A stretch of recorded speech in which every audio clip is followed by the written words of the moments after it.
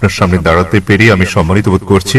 Piece টিভিতে আপনার অনুষ্ঠান অনেক দেখেছি এবং আমি মনে করি আপনার নাম জানতে পারি? আমার নাম মহেশ উর্সেকার এবং আমি মুম্বাই বিশ্ববিদ্যালয়ের দর্শন বিভাগে পিএইচডির ছাত্র। আমার প্রশ্নটি কিছুটা টেকনিক্যাল। আমি জানতে চাই ইসলাম ধর্মে আত্মার ধারণাটি কি? আপনি জানেন ভারতীয় দর্শনে আত্মা ও মনকে আলাদা ধরা হয়েছে, অথচ পাশ্চাত্য দর্শনে আত্মা ও মনকে অভিন্ন বিবেচনা করা হয়। তাই আমার প্রথম প্রশ্ন হচ্ছে, ইসলামে আত্মার ধারণাটি কি? এবং দ্বিতীয় প্রশ্নটি হচ্ছে, দেহের সঙ্গে আত্মার সম্পর্ক কি?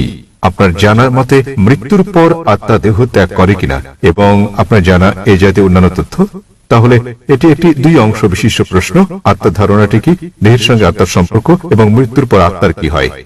ধন্যবাদ। ভাই মহেশ প্রশ্ন করলেন যে আত্মার ধারণাটি কি ইসলামে এবং সম্পর্কটা কি আত্মা ও মানব দেহের মধ্যে, এবং মৃত্যুর পর আত্মার কি হবে, এটাই মূল প্রশ্ন। ঠিক তাই। যতদূর পর্যন্ত আত্মার সংশ্লিষ্টতা রয়েছে তাতে আত্মা হচ্ছে মানব দেহের নির্যাস। আল্লাহ সুবহানাহু ওয়া তাআলার অন্যান্য সৃষ্টির তুলনায় মূল গুরুত্বপূর্ণ বিষয় এটা। সর্বশক্তিমান ঈশ্বরের সৃষ্টি, মানুষের সঙ্গে তাদের বড় ধরনের পার্থক্য হচ্ছে এই আত্মা, এবং এটাই হচ্ছে সারাংশ যা একজন ব্যক্তির মৃত্যুর পর থেকে যাবে। পরে এটা আলোচনা করব। বিজ্ঞানের যতটুকু সংশ্লিষ্টতা রয়েছে তাতে বিজ্ঞান আত্মা নিয়ে কথা বলে না।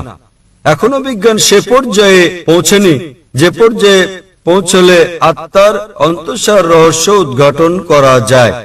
তবে গবেষণা করা হয়েছে, যখন কোনো জীব মারা যায়, উদাহরণস্বরূপ মানুষের সঙ্গে তুলনা করলে, যখন একটি প্রাণী মারা যায় মৃত্যুর পরক্ষণেই সেটির ওজনের কোনো তারতম্য ঘটে না।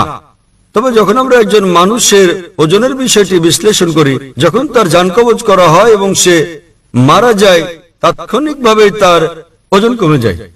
এর অর্থ হচ্ছে মৃত্যুর পর মানুষ কিছু হারায় যখন সে মারা যায়, কিন্তু বিজ্ঞান এখনো সে পর্যায়ে পৌঁছেনি যে পর্যায়ে পৌঁছলে আত্মা ঠিক কি তা বলা যায়। আত্মা হচ্ছে নির্যাস মানব দেহের।